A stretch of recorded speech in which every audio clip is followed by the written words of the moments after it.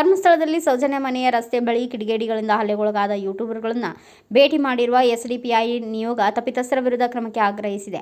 ಬೆಳ್ತಂಗಡಿ ತಾಲೂಕಿನ ಉಜಿರೆಯ ಬೆನಕ ಆಸ್ಪತ್ರೆಗೆ ಗುರುವಾರ ಭೇಟಿ ನೀಡಿದ ಮುಖಂಡರು ಯೂಟ್ಯೂಬರ್ಗಳ ಆರೋಗ್ಯ ವಿಚಾರಿಸಿದ್ದಾರೆ. ಈ ಸಂದರ್ಭದಲ್ಲಿ ಮಾತನಾಡಿದ ಎಸ್ಡಿಪಿಐ ರಾಜ್ಯ ಕಾರ್ಯದರ್ಶಿ ರಿಯಾಜ್ ಕಡಂಬು, ಇದೊಂದು ವ್ಯವಸ್ಥಿತವಾದ ಹಲ್ಲೆ. ಮಾಧ್ಯಮದವರು ಸುಳ್ಳನ್ನ ಮಾತ್ರವೇ ಪ್ರಸರಿಸುವ ಈ ಸಂದರ್ಭದಲ್ಲಿ ಕೆಲ ಯೂಟ್ಯೂಬರ್ಗಳು ಮುಂದೆ ಬಂದು ಸತ್ಯವನ್ನ ಜನರಿಗೆ ಮುಟ್ಟಿಸುವ ಉದ್ದೇಶದಿಂದ ಕೆಲಸ ಮಾಡುತ್ತಿದ್ದಾರೆ. ಇಂತಹ ಸಂದರ್ಭದಲ್ಲಿ ಯೂಟ್ಯೂಬರ್ಗಳನ್ನು ತಡೆದು ಕ್ಯಾಮೆರಾಗಳನ್ನು ಪುಡಿ ಮಾಡಿ ಮಾರಣಾಂತಿಕ ಹಲ್ಲೆ ಮಾಡಿದ ಕಿಡಿಗೇಡಿಗಳ ವಿರುದ್ಧ ಹಾಗೂ ಇದರ ಹಿಂದಿರುವ ಸೂತ್ರಧಾರಿಗಳ ಮೇಲೂ ಕಠಿಣ ಕಾನೂನು ಕ್ರಮ ತೆಗೆದುಕೊಳ್ಳಬೇಕು.